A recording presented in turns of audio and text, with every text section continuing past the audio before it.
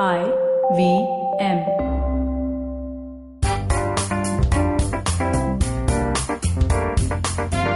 Hi. Hey there. I'm Farad. This is GabyCD, and with me is Shanetro. Hey guys. Hello. Hi. All right. So I had a very interesting chat with my dad a couple of weeks back.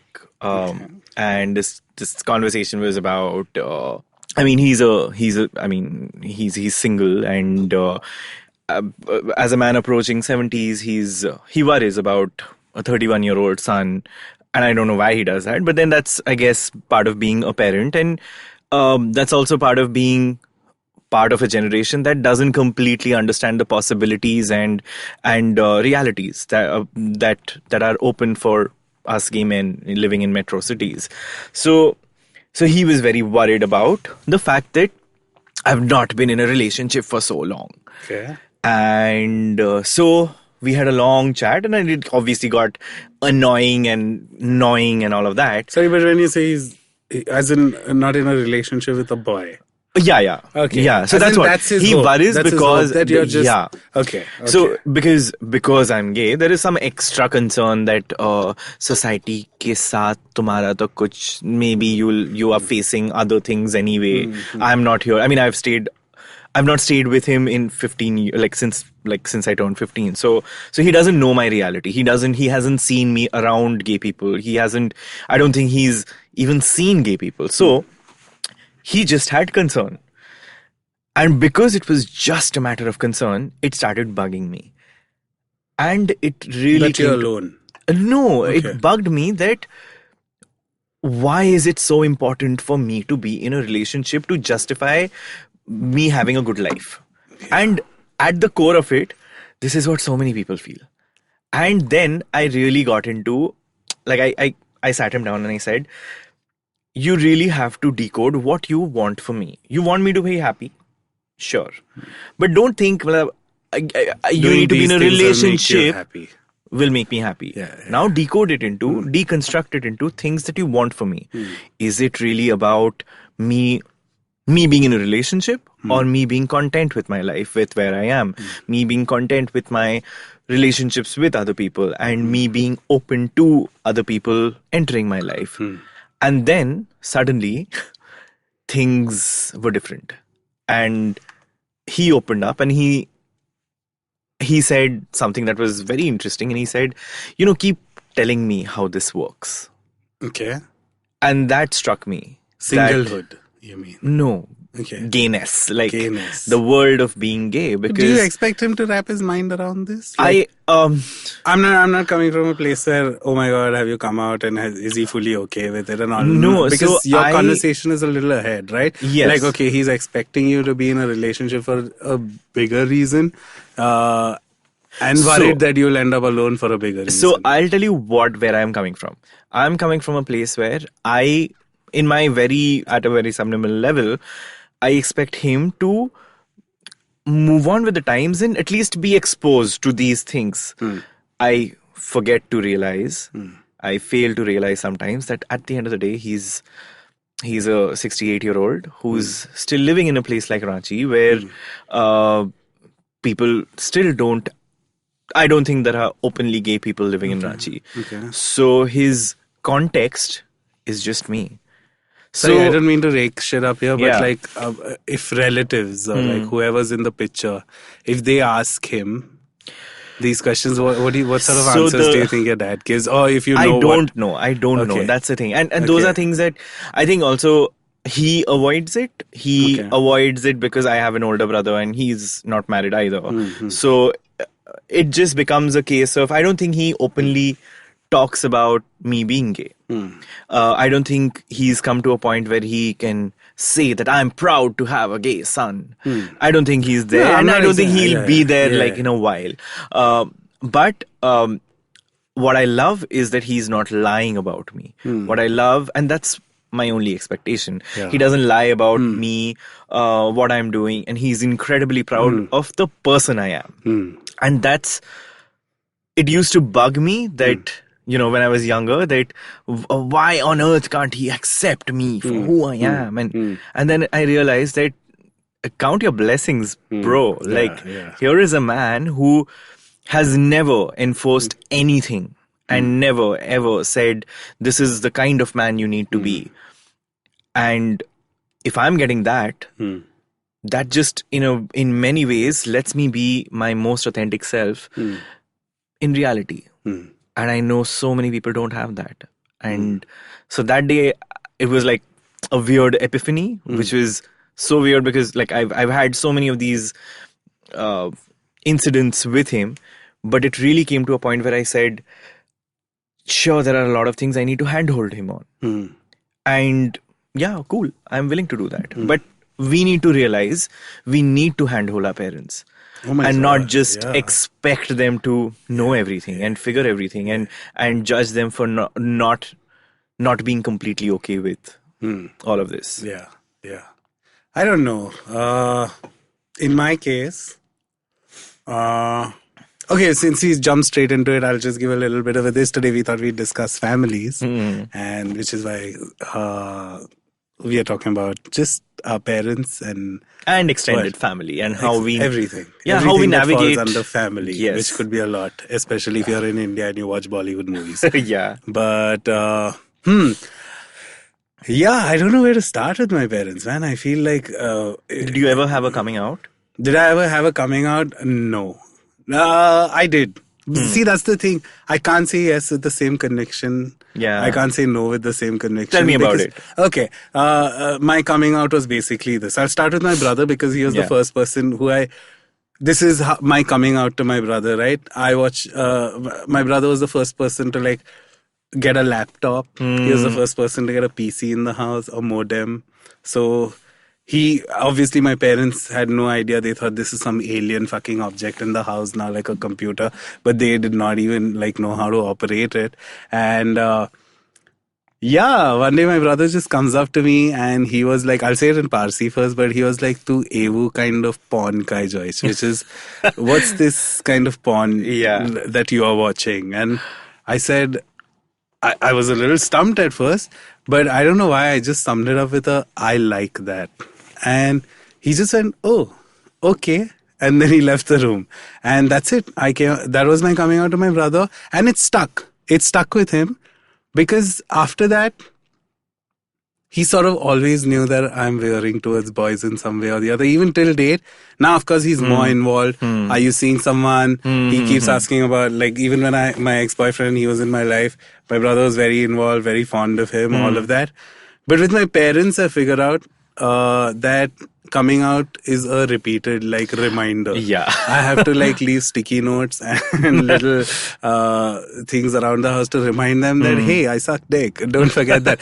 But I'll also tell you where I'm coming from. Okay, so if you're talking about coming out, my mom, I remember I was studying, I had a desk lamp. I don't know why that's important to the story, but I was studying, there was this intense lamp, and suddenly my mom comes into the room and she looks livid, which is a common face for my mom. She's just livid and I can see her veins popping on her forehead, and she slammed my book shut.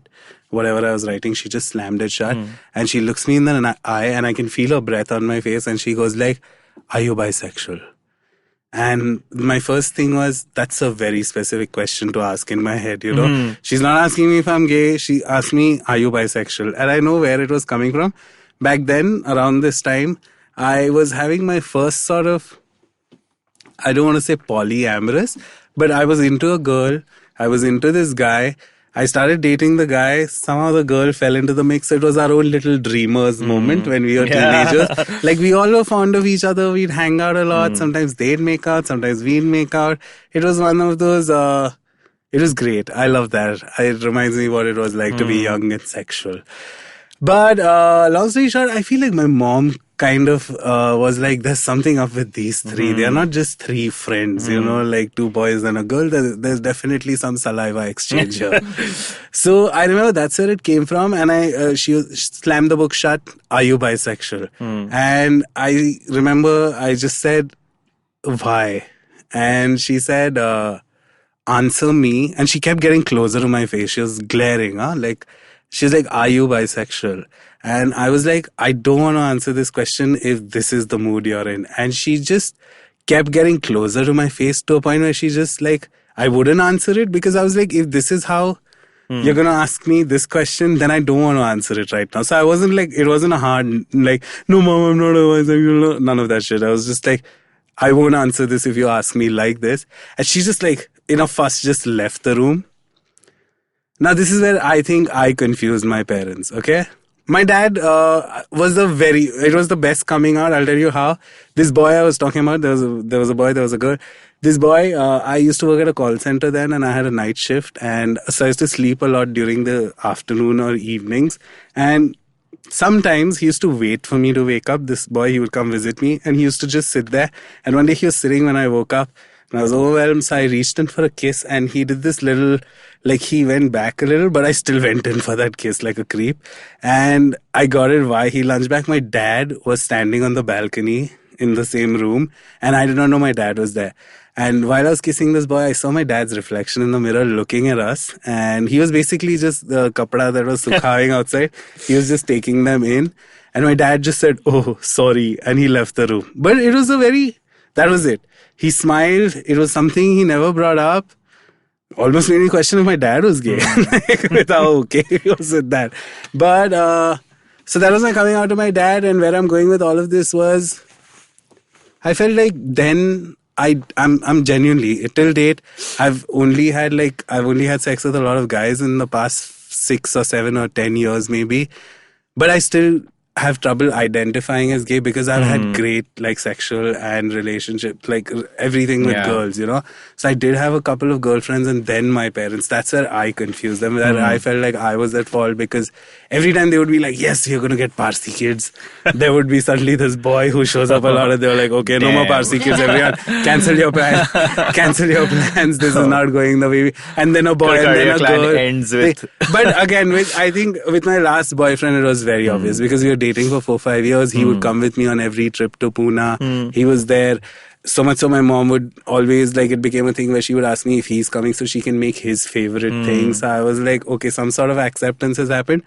But at least I feel like in some ways I still have to remind them. Like I can't, the last time I was in Pune, I remember my mom doing this thing where, see, I know you've made your choices, but I know this girl, she's a neurosurgeon and she lives in Dadar and she has 3 flats. So I know you made your choice. But if you want to consider, think about it, you live so comfortably. And you know, first of all, 3 Dadar Parsi colony houses is a little mini erection in itself. Like, oh wow, mom, great find.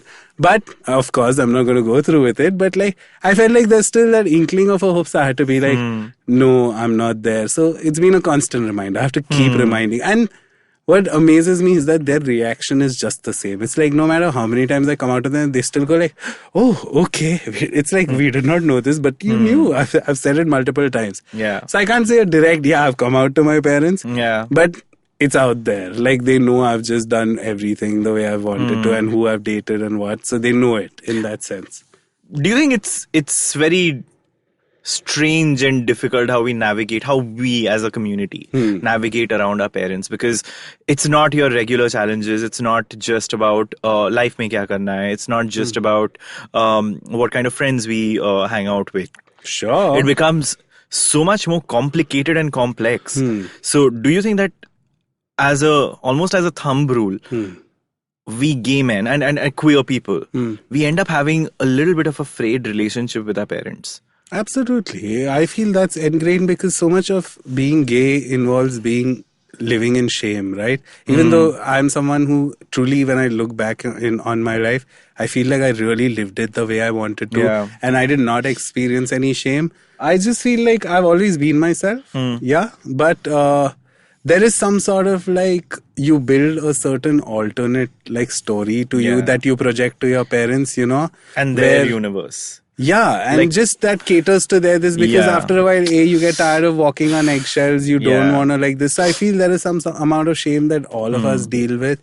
And in that sense, I feel like, you try to, I don't know if it comes from a place of trying to protect your parents or... I feel that very often. I feel that very often because, like I said, so I have a great relationship with part of my extended family, and they live in places like Calcutta, and you know, they visit Bombay and they travel around the world, and so as a result of that, they're far more exposed to the reality of just possibility of a gay couple.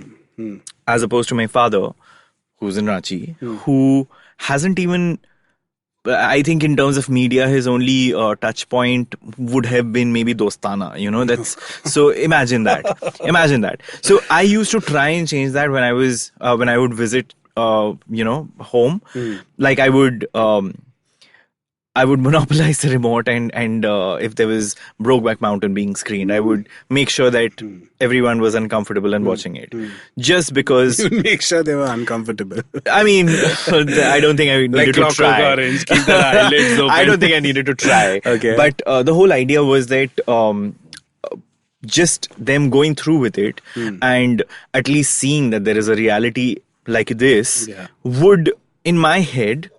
open their horizons up a little bit. See, but that's the kind of... I never attempted. I was just like, first of all... And this is what coming out conversations are about, right? I remember us discussing earlier that we both agreed on this, that I feel coming out is a little overrated. I agree, in a lot of ways. And that's where I was coming from, because... I'll give you an example. My mom went to San Francisco for 3 months, and when she came back, I remember she was literally at the doorstep with the suitcases. She's come back after 3 months. You think the first thing she'll tell you was, I had a great trip, or it was the worst trip. But the first thing she said was, yuck, I saw 2 men kiss in London. That's the first thing I remember. She came from a 3-month holiday, and she came back, and the first thing, yuck, I saw 2 men.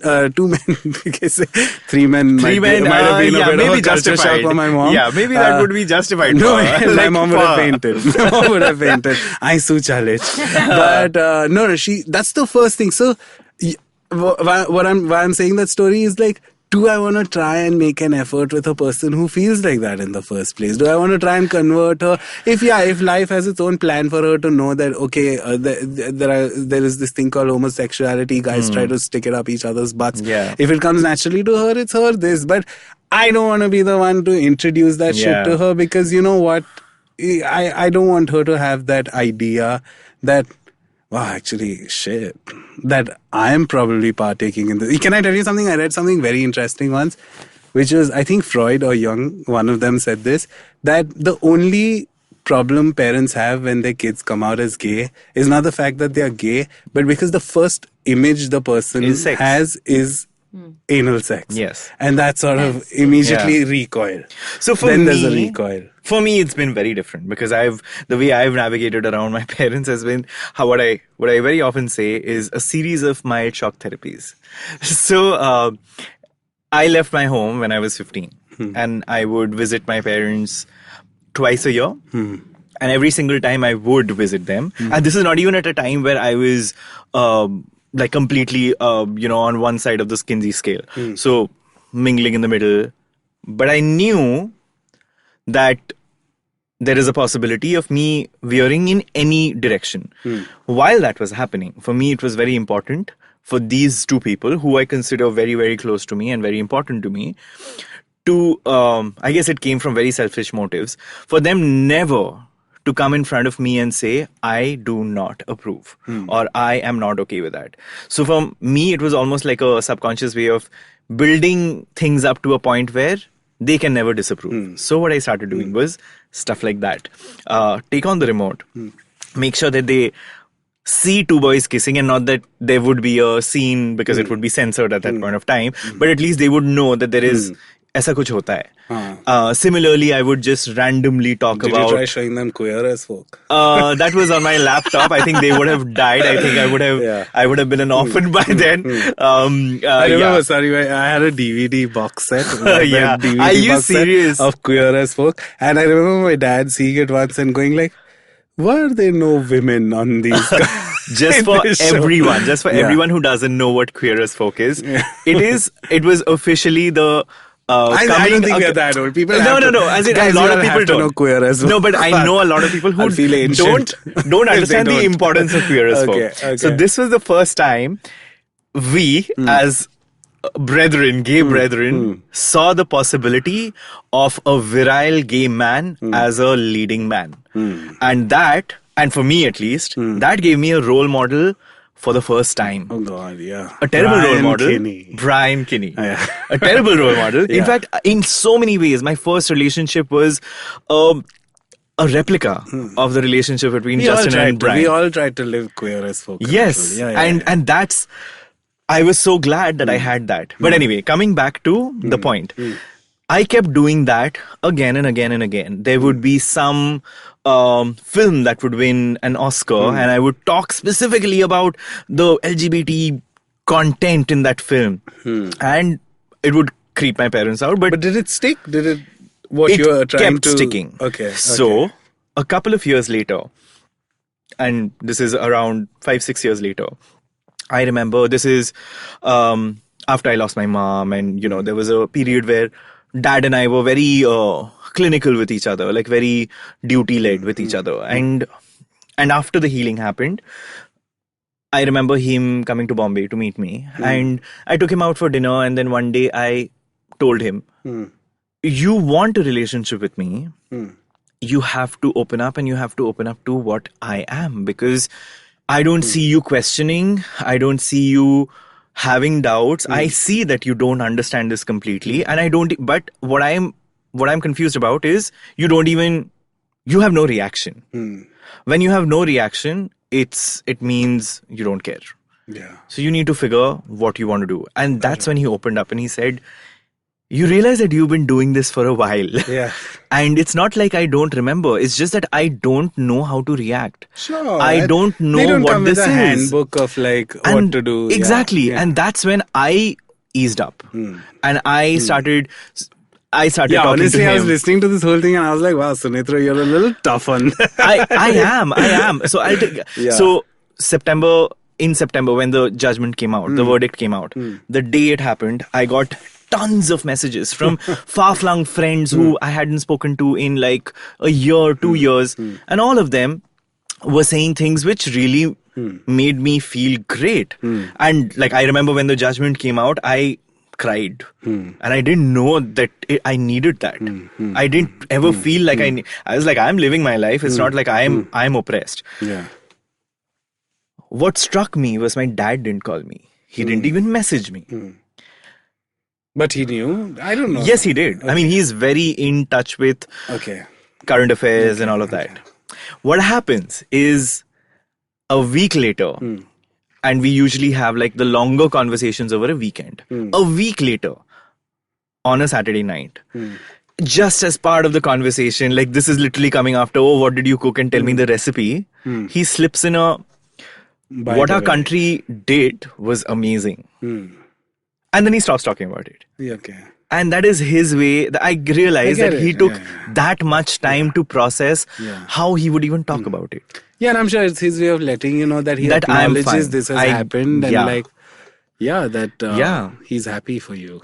And I'm so grateful. Again, I always give this disclaimer to so many people that whenever I talk about LGBT issues, I speak from an immense place of privilege because I've not faced censure from most quarters. Same. I've been very lucky that way. Yeah. And to have a parent like that, sure, I've had it lucky.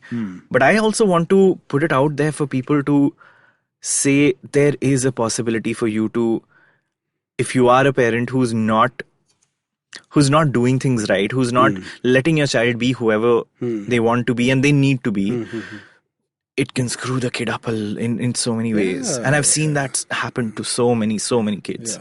Yeah. I get it, man. I get it. I sometimes feel like, again, especially with my parents, right? And this conversation is becoming so centric to what your narrative is, what my narrative is. But like, I just, with my parents, it's something, I don't know if it came from a place of not wanting any kind of approval from them. I just never wanted it because why would I want your approval to do something that I want to do? And mind you, this is the only area or facet of my life that I actually never involved my parents in. Just knowing that this is something to expect them to process, to expect them to accept, to expect them to come out and make an effort to understand who I am. Because gay or not, I felt like they had an issue understanding me as a person only. Yeah. So then to sort of add an extra layer and add this whole, oh my God, there's my sexuality bit also. I know a lot of people who are listening might feel like, oh, I did not just come to terms with it. But I genuinely feel like this gave me no sort of issues or insecure. I just never ever wanted their approval on this. And it's not like I fought to not get their approval. Again, I just did what I wanted to do. I just lived my life the way I wanted to do. And I made them paint the picture. Like, you figure out what this is. Because for me to spell it out, knowing my parents, I knew it would be a lot of spelling. I would have to spell a lot. Yeah. We shall be back right in 1 jiffy. A quick break. Hello, everybody. Welcome to another awesome week on the IVM Podcast Network. If you are not following us on social media, please make sure you do. We're IVM Podcast on Twitter, Facebook, and Instagram. Instagram was a big week for us this week. We crossed 10,000 followers. Also, you should check out the kind of stuff that we do over there. Get a look into the studio. And, see some of the quotes and stuff like that come out. And audiograms and, all that other kind of good stuff. So, let me tell you about 2 new shows that are coming up, right? So, the first one let me talk to you about is GayBCD. This show is hosted by Farhad and Sunetru. They share the ABCDs of their queer lives and dig into the memories and experiences. Tune in for a new episode every week on Tuesdays. Another show we're really excited to bring you is called Feeding 10 Billion. This show is hosted by Good Food Institute's Varun Deshpande and Ramya Ramamurthy. They talk to experts in the food industry about rethinking protein and reimagining food systems in India. New episodes out every Tuesday for this show as well. Also, Simplified's completing 150 episodes. My God, I can't believe that we're already there. They need your help to celebrate this milestone. Send us theories, concepts, or questions that you have using the hashtag Simplified150 on Twitter, or send us a DM on Instagram. And Chuck, Naren, and Shrikesh will answer your questions on episode 150. On The Seen and the Unseen, Amit is in conversation with journalist and author Akshay Mukul. They deep dive into his book about the Gita Press. On Paisa Vaisa, Anupam is joined by founder and CEO of Markets Mojo, Dr. Mohit Batra. They talk about minimizing risks and maximizing returns and understanding investment behavior. On the Empowering series, Zarina is joined by celebrity fitness coach Bakr Nasser. He talks about the importance of exercising and how he started his own indoor cycling studio, Topspin. On Vartalab, Akash and Naveen talk to Tejinder Singh, the man behind the popular Insta handle Kamakha Photo Artist. On Golgappa, Trupti is joined by Monica Godbole, who shares her experience working on the set and how she found her passionate calling to creativity. On Pulyabazi, Saurabh and Pranay talk to Divyanshu Poddar, co-founder of Rocketeers, India's first solid fuel-powered model rocket kit manufacturer. On Kinetic Living, Coach Urmi shares a workout routine called Seated Twisted on Tabata Tuesdays, and on Thriving Thursdays, she highlights the benefit of nutrient-dense foods. And with that, let's get you on with your show. And we're back. What about your extended family? How have you... That's funny. Yeah. That's funny. They are all like, all these... So I'll give you an example, right? I have a standard set of plus ones. I have my plus ones for Navjots and weddings and everything. I have one plus one. And obviously, depending on the event, my plus one changes. So a lot of times I get is he the new one? Is he the new one? So I know they know. I know they know. In fact, very recently, 2 months ago, when I went for my cousin sister's wedding, I got your previous plus one was very cute. Huh? So I was like, okay, they know. But again, it's not something I felt a pressure to make them a part of. I felt like it was something that was very mine. But do you think that your identity with extended family has gotten sort of enmeshed within you being with someone? Like you as a gay man doesn't exist, but you as a gay man means you are with someone. Do you think that has happened? Absolutely. They just always think that... Like, without a man, how are you gay? It's like that. No, and I get it. It's always a little jovial and a little this. So it's never come from a place of like trying to like, oh, ये तो हमेशा लड़कों के साथ ही. He's always, that was a common one, right? That was a big way my mom also used to find ways to get it out of me. Like, all your friends are guy friends only? Like, how come all your friends who come over are guys only? I was in a boys' school, so hallelujah. Oh, yeah. God. I have such a great story for that, but another time. Extended family also, I'm not very in sync or in touch with my extended. I literally just see them every couple of months. I just see them at something. They see me, hi, hello, hugs. Is this your new plus one? And I'm like, no, and that's about it. But yeah, that's pretty much it on my... For me, it's again, because I've stayed away from home for so long. My identity has never been enmeshed with someone else. And so my mom's side is like a massive joint family, like old fashioned, like archaic zamindari types, like some 30-40 members sort of a space. Okay. And I remember this was a couple of years back. I have a grand uncle, and I'm hoping he doesn't tune into this podcast. But if he does, then I'm really proud of how he's lived. What's a grand uncle? Okay, so this is a family where it's a family of, let's say, 7-8 brothers. So when the eldest brother was having a kid, the youngest brother was also having a kid. So as a result of that, my mom and my grand uncle are the same age, but then he is her mama. So it's very convoluted that way. So anyway, he's gay, not openly. He was sent away to live in a certain, like with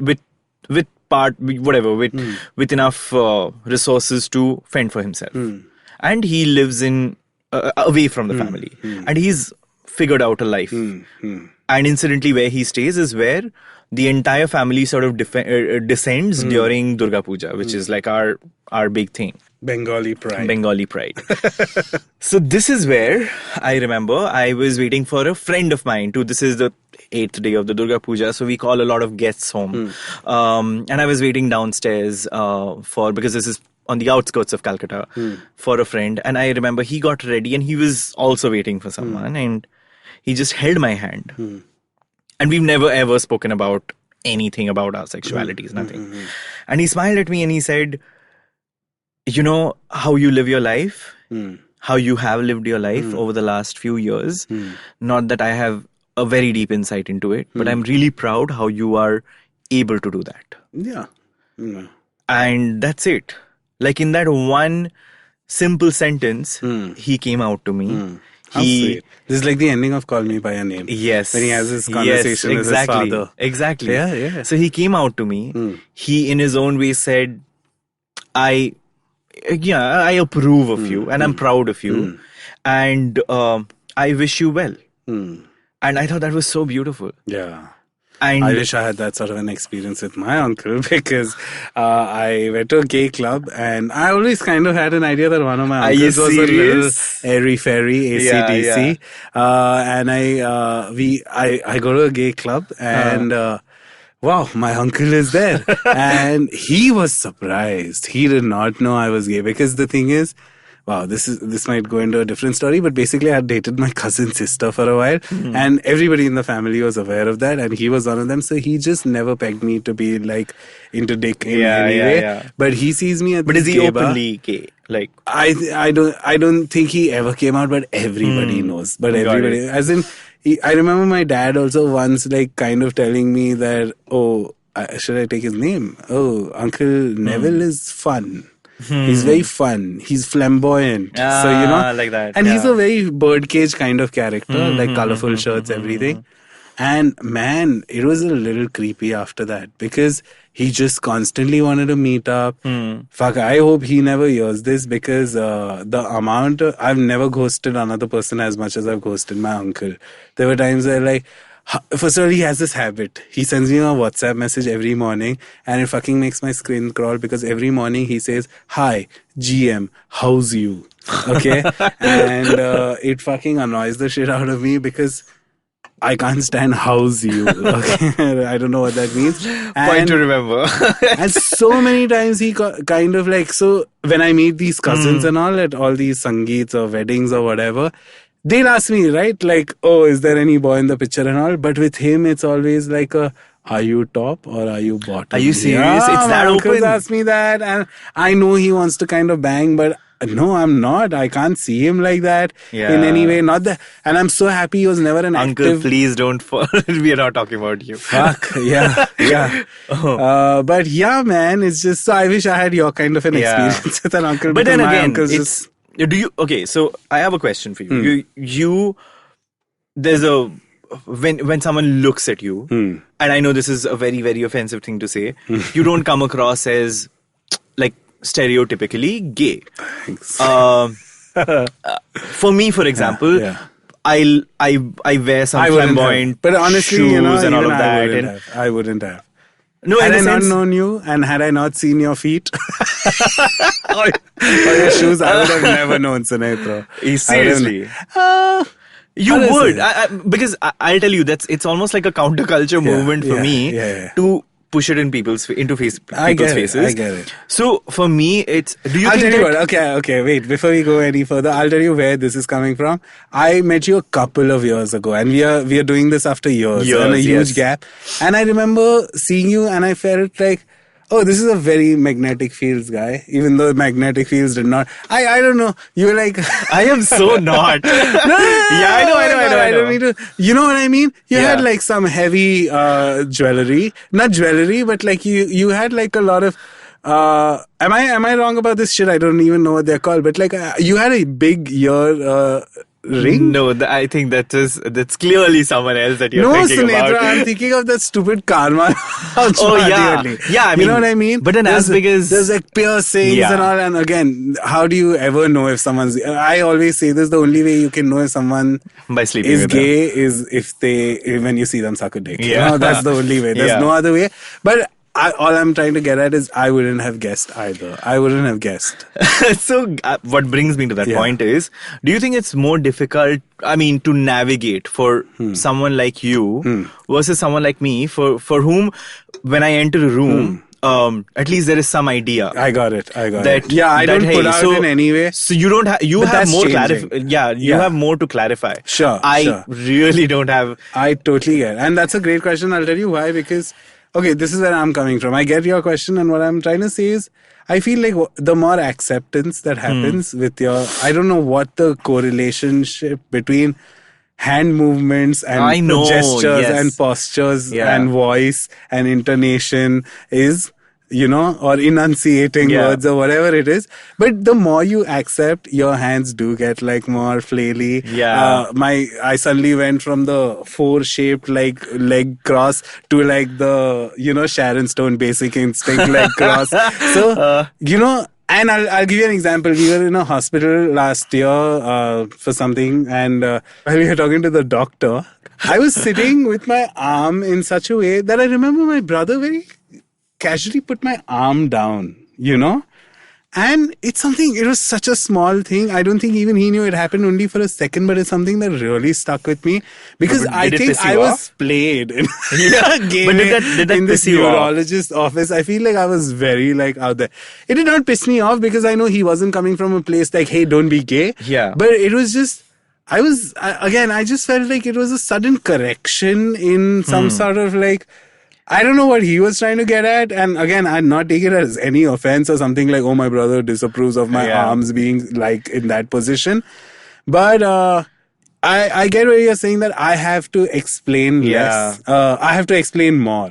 Then I wish I had a possibility and a chance to have like a larger dialogue with my brother, because with my brother, it's just... He's seen me around men, and he's seen me like get men home and all of that.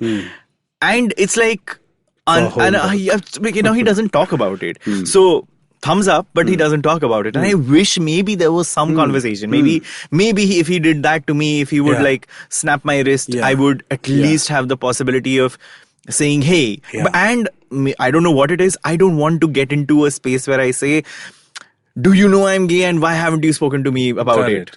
I don't want to do that. But it's weird because I want him to still talk about it.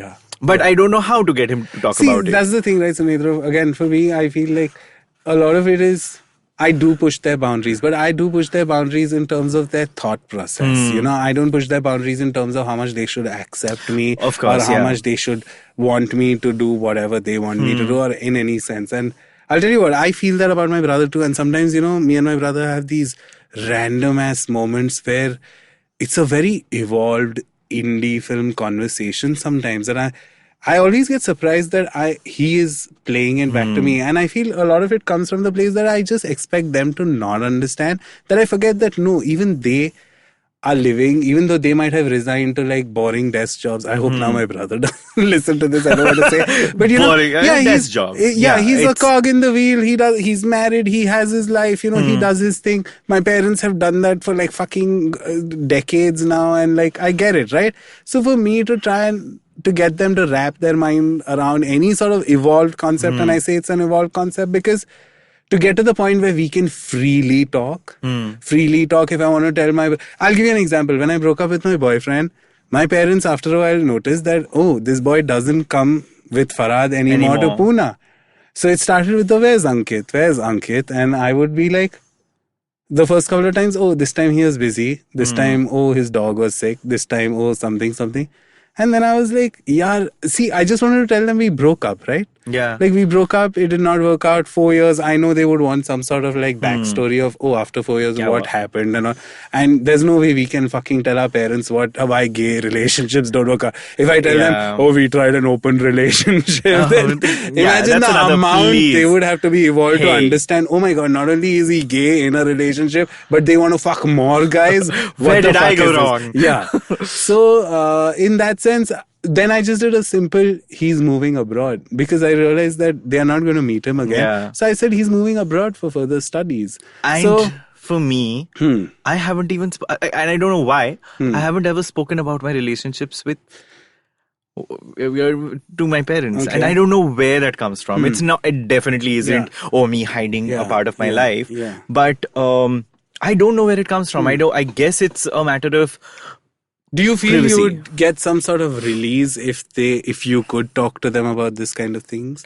Like if you could just sit down with your brother and say, we used to fight a lot, like I think my relationship was sucky because this or that, or I'm like this as a person. Do you think you'd I think that it would bring us onto level planes about relationships, because I've seen him around his, like women, and I've been very close to those women, and incidentally he's met a lot of men I've slept around with, or like had like fuck buddy relationships with, and he's met them, spent time with them, but nowhere has there been an openness about what that exactly was. And maybe it would give me again, I know where you're not that I'm searching for it. Not that I'm like, same here, but I think it would be nice to me. I'm just resigning to the fact that it would involve some amount of like explanation. Not explanation, not justification. It would involve some amount of. I don't want to belittle this by saying the word understanding on their behalf. Like I don't expect them to wrap their mind around concepts that we are living through in 2019 sometimes. If I sat down and told my mom that I met someone over Tinder, her first question would be, what's Tinder?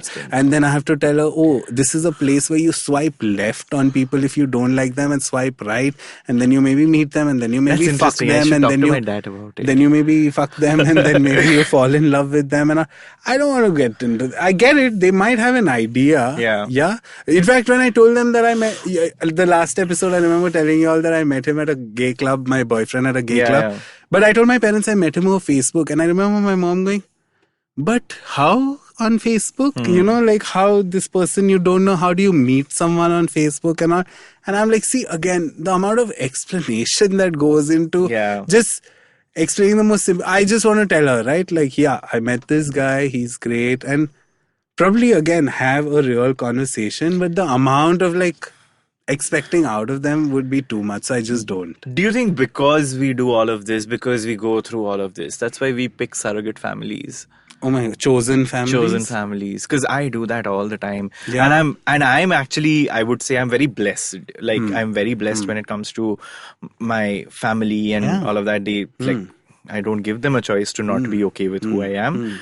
But all the things I don't think I've managed to have a conversation with my dad with, I have surrogates. Absolutely. I'm so glad you brought this up. And like, we've spoken so much about family and not to bring up chosen families, which are a huge part of the gay experience. Exactly. Yeah. I get it. Yeah. No, it's so important because these are people who understand your anxieties. Yes. These are people who know that if you're prone to killing yourself, like they know that today if I told my mom, oh my God, I'm feeling suicidal, she'd go like, where did I go wrong? You know, even that's her fucking issue. Yeah. Chosen families are although even that's a lot of work. Chosen families work, are a lot but like of work. I feel, I'll But give that's you an a place example. where I can again sit how I want, talk how I want, with as much hand movement as no one. They can't see right now, but my hands are moving. But yeah, I can be me, you know. So when I turned 30, I that year was, so I used to call it like a terrible year. I've always been very, very eager to turn 30 because I've always thought I'm an old soul and all of that shit. But it was difficult because there were so many things I could not navigate. There were so many things I didn't know how to navigate.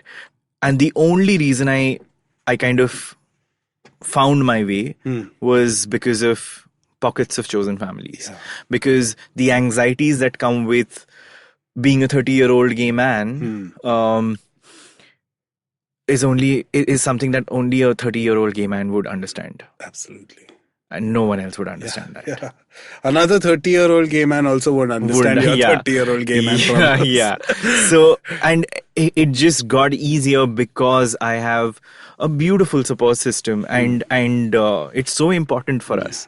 I don't think I could, and I'm not saying I have these like, chud buds, but I have these pockets of I also feel support. Chosen families usually tend to happen at a point where and this is something, again, if we are talking about life in general, this is not a gay, straight thing, right? But I feel like everybody hits a point in life where you realize all the people you have to let go of.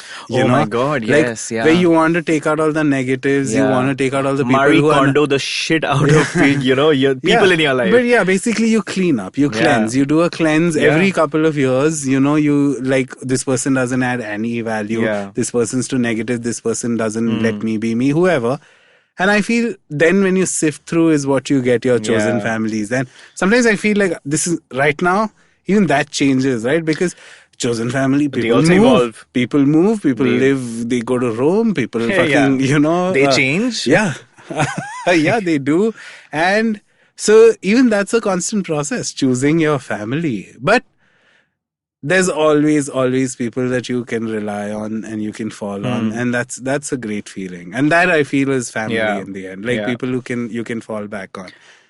Do you think you will turn into are you scared that you'll be either your dad or your mom? Oh my God. Can we have another hour on this conversation?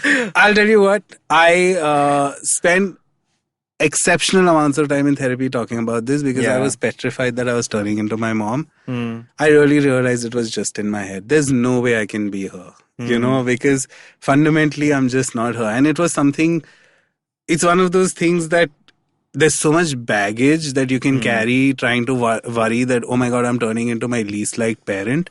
But to let go of that baggage is actually just a change of perception, and it can go in like 5 minutes. Just totally understanding that, oh my God, I'm incapable of being a dick or an angry person or a this or a that. You're not. I feel like that's kind of a myth that's fed into you, like, that, oh, you turn into a parent. I don't think that's true. I think you are the person you are. Of course. You are conditioned by your parents in some way, but to break away from that is exceptionally easy. I feel like to become your own or come into your own. I never take that term seriously. But like, just figuring out who you are minus all the things that your parents have plastered or projected on you. I feel like that's an easy this. I don't want to belittle anyone who might be struggling with that issue. But if it's any hope, I feel like it's a choice to be your parent. Because see, when you ask me that, I know from your face, you're asking me from a point that it would be terrifying to become a parent that you don't like. Like half my life is I've struggled with struggled with the effort of not making similar mistakes. Like making sure this is life, man. Exactly. You are not going to be dealt the same fucking cards that your parents were dealt. Absolutely. And at the end of the day, you can say that, so I did something that looks exactly like how my father did it. But there are 20,000 people who've also done the same thing. It's a human fucking trait. Sometimes I feel, there are OCDs and little things that you pick up from your parents. Welcome to my life.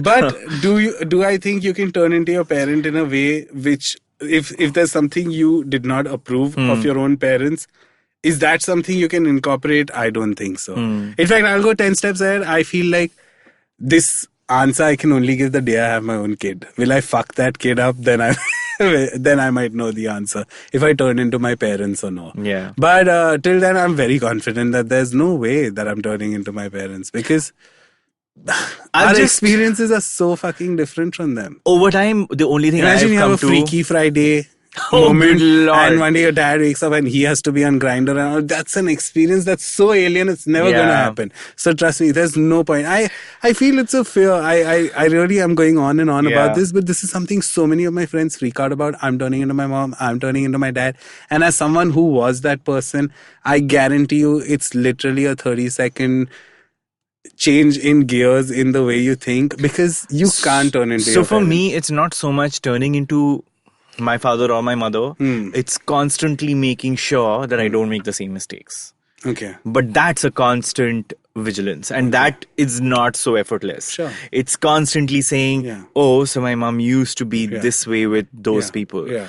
And it used to rile me up because she would treat people like that. And that's always... But what is this way of living life where you see something from that lens? You know what I mean? Okay, you say, I'm worried I will make the same mistake, right? Yeah.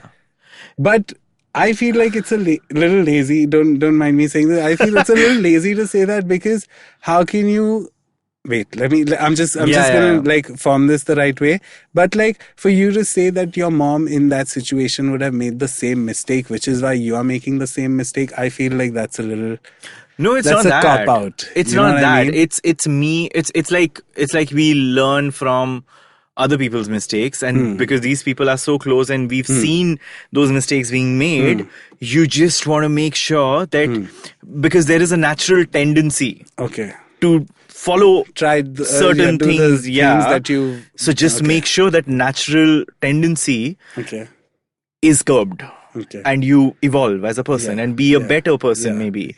Because, hey... Then I know in that case I'll just be okay, this time I'll make my mom's mistake, next time I won't. It's on her. It's on her. Fuck that. Like, she did this, it's her problem. Even though I might have made the mistake, but it's her problem. She would have done this. But yeah, don't. I know I would. There will be rare moments that I'll be like, "Hey, don't do this." But I know what a trap that can be. I know. I'll tell you what, right? And I'll tell you in which ways I get the worst. I wouldn't say mistakes, but the worst qualities of both of my parents. I'll give you an example. I lack ambition. I have no need to travel, and I think I got that from my dad. Lack of ambition and no need to travel. I think my dad is someone never left Bombay, never left Pune. Not once, I want to sit on an airplane someday. None of that shit. He doesn't care what happens beyond Viman Nagar or Grant Road. He doesn't give a shit, you know?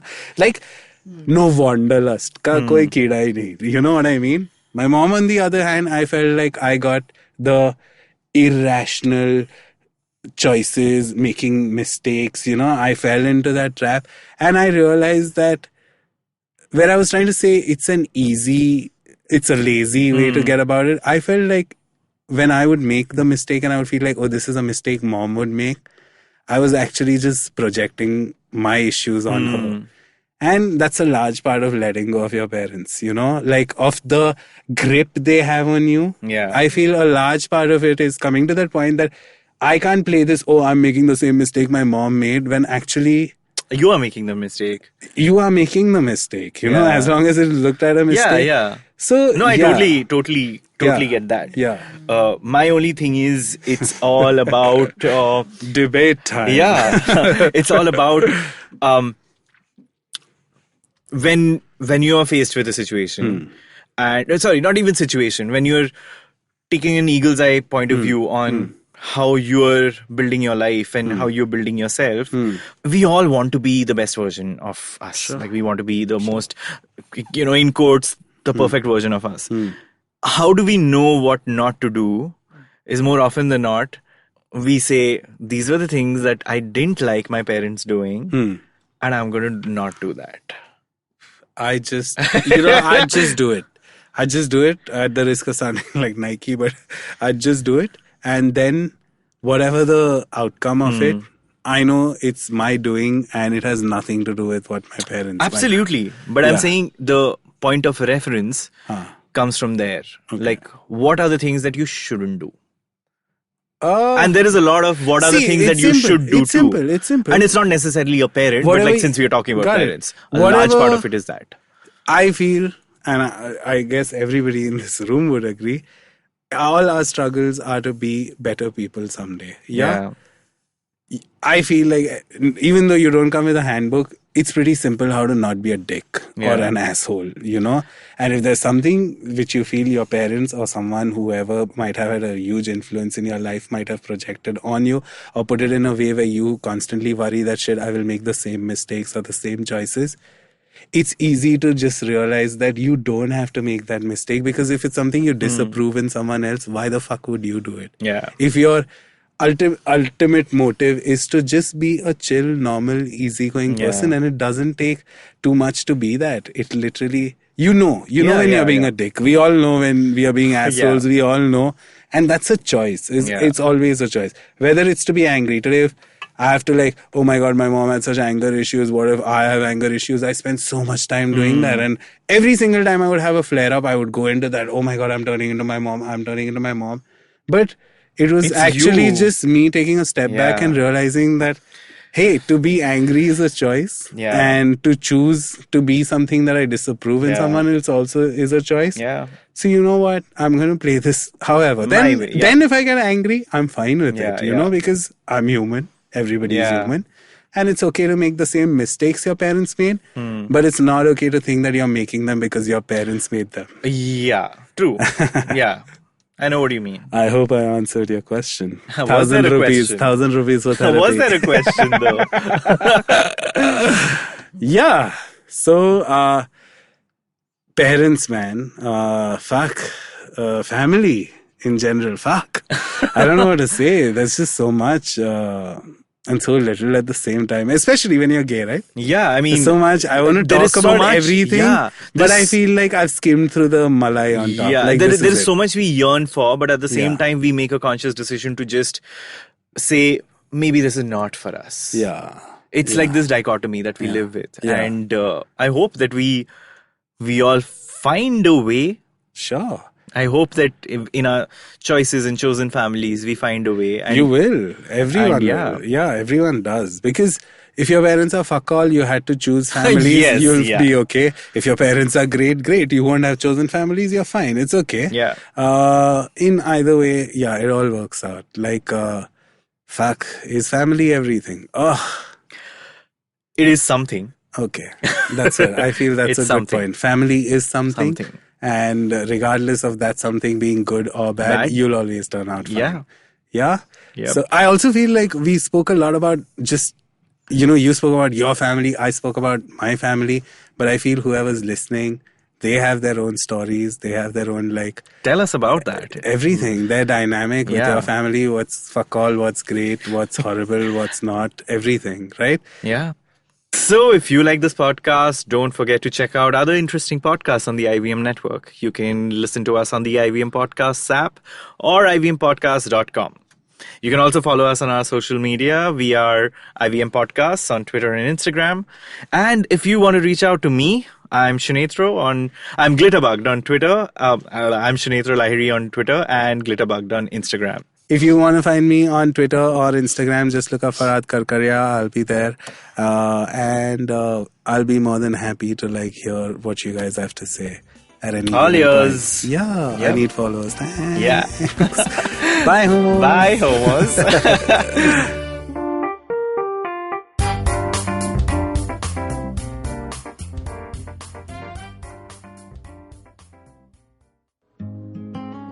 Hello everyone, I'm Zain. I'm Avanti. And welcome back to a brand new season of Marbles Lost and Found. A show on mental health and its stigma, and we're kind of making it an open conversation. Pretty much, yeah. And we're really, really excited about this season because we have a number of guests on and we'll be talking about things like addiction, grief, children and mental health. Exactly, children and mental health. And our listeners have also written in this time. Yes, and we have an episode dedicated to that. Yes, and guys, thank you so much for writing, and we really, really appreciate it. And we're really excited for you to tune in on Tuesdays on the IVM website or app or wherever you get your podcasts from. And you can find Marbles Lost and Found on Facebook, or you can find Marbles Lost and Found on Instagram as well, the handle being Marbles Podcast India. Can't wait for you to tune in. Thank you very much. See you guys soon.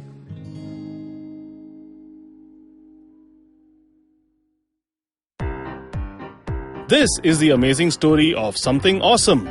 Once, Chuck decided to start a podcast. And so he did. The end. Okay, that was a crappy story. But I've got some really cool stories over at my new show, The Origin of Things. On this podcast, I look at the stories of how brands came into being and sometimes evolved out of quite unexpected circumstances. And to make it really fun, I reveal the name of the brand and sometimes a category only at the very end. The show is 5 to 7 minutes per episode and perfect for trivia junkies and brand nerds, especially those with short attention spans. New episodes out every Wednesday on IVM Podcasts app or website, or any podcast app or site that you happen to prefer. End of story. They lived happily ever after.